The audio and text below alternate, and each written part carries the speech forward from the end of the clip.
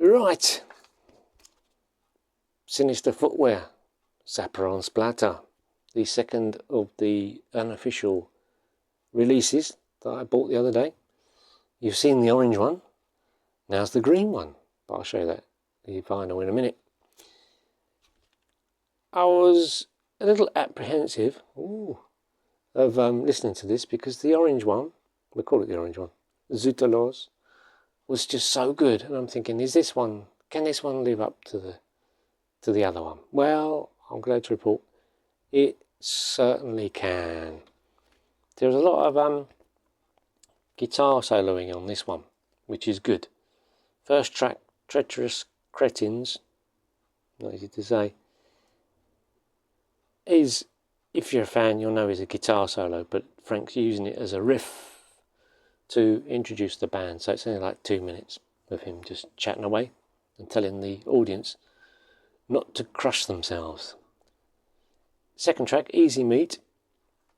It's what you'd expect. Guitar solo's not that great, but it's okay. So I'm thinking, ooh, is it going to be any good? And then the song Drowning Witch kicks in. So yeah, wow. It's just wow. There's as you know, it starts off with a few vocally verses, and then goes into the guitar solo on the album version.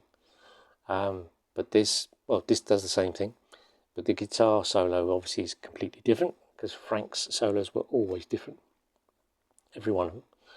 And yeah, it's big, bold, and noisy, and scratchy, and all the things you expect that I want to hear, with the feedback and stuff, and you just want it to go on, well, forever. And then it goes into the end motif that you get on the original recording of Drowning Witch, and you think, it's over. But then, for some strange reason, and it almost sounds like there's been two recordings spliced together, but I don't know, because it's unofficial. Who knows where this originated from, or who recorded it. But it then goes into a second solo. Oh boy. And the riff under the second solo is different to the original one. It's more simpler. The band's playing a more simple riff. But the second solo, again, it's just even better than the first one. Wow. It's, what have I said? You can hear the buzzing from the amps, and there's a bit of crunching from his lead or whatever, and yeah, there's loads of whammy bar action. The fact that you can hear some cracks and things coming from the speaker or whatever reminds me of how great the Hendrix early recordings are, because you can hear the hiss of his amp before he starts up and all that kind of thing, which makes those recordings so much better. And if you listen to them now, they sound as good as they did in 1960 whatever. Quite amazing. Side 2, we start off with Sinister Footwear. Again, similar to Drowning Witch, where it's a bit of vocals. Or are they a bit of vocals? No, I'm ahead of myself. I'm talking about the next song. Scrub that. Sinister Footwear, I think that's just a guitar solo original, isn't it? Yeah, I think so. Originally. Anyway, again, great soloing. Big fat sound. Fabulous. And then we move into Stevie Spanking. Well, this is the track, like Drowning Witch on side 1. This is the track for side 2. Stevie Spanking, but there was Steve Vai.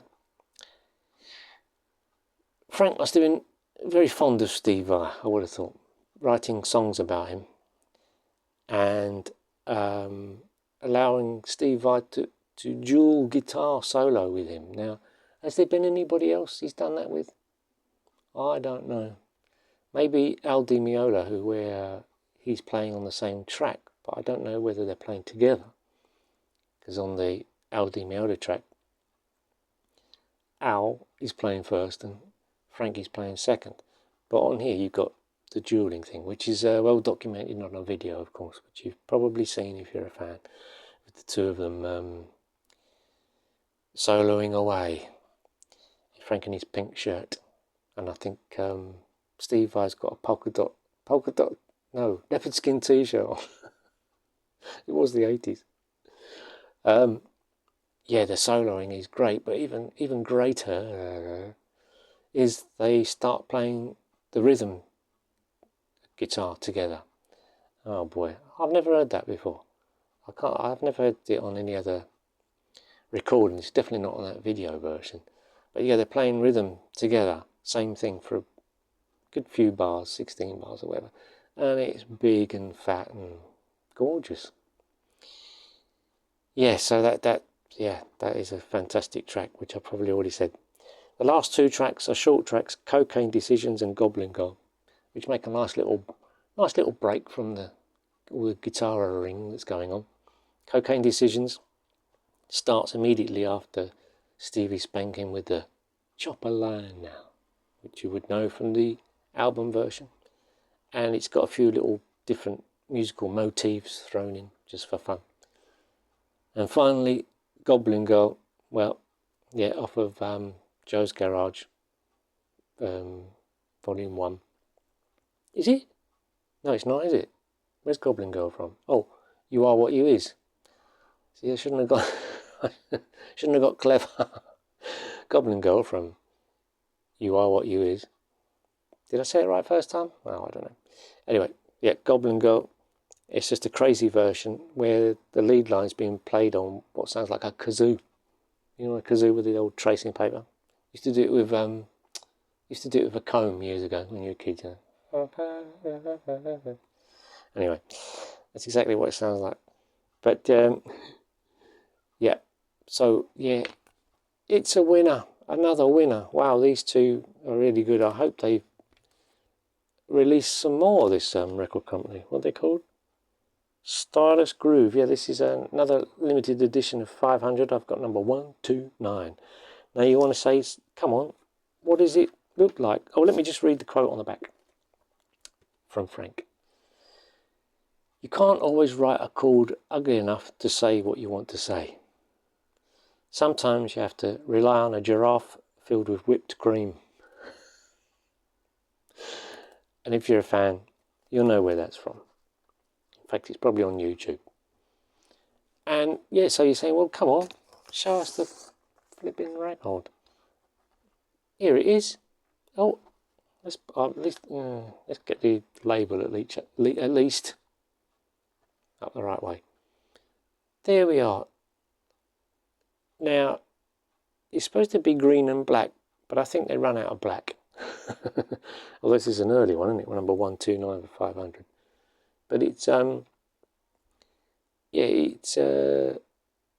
usual, the camera's sort of changing colour. But what I do see is after these videos have been uploaded, YouTube seems to adjust the colour to a more favourable hue. I don't even know what that means. But there we are. Yeah, it's very green, but the black didn't kind of work. A bit more on that side, maybe. I don't know. Yeah, I'll move it around so you can sort of see the green. And I don't move it around.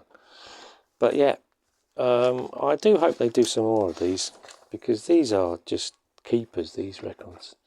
And I won't be surprised if these really go up in value. If there's only 500 of them, you could probably find the recordings somewhere else. But as you know, with Zappa's stuff, even with his official recordings, it's just a vast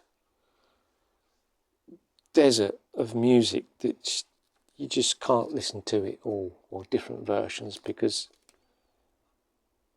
Frank would chop up songs. You'd get one song, but it was made of 3 different performances from years apart. One from the 60s, one from the 70s, one from the 80s. So there's lots of different versions out there. Anyway, we won't go there because that's a whole new topic. Indeed. So there we are. Zappa on Splatter. Sinister Footwear. Another winner. Get it if you can.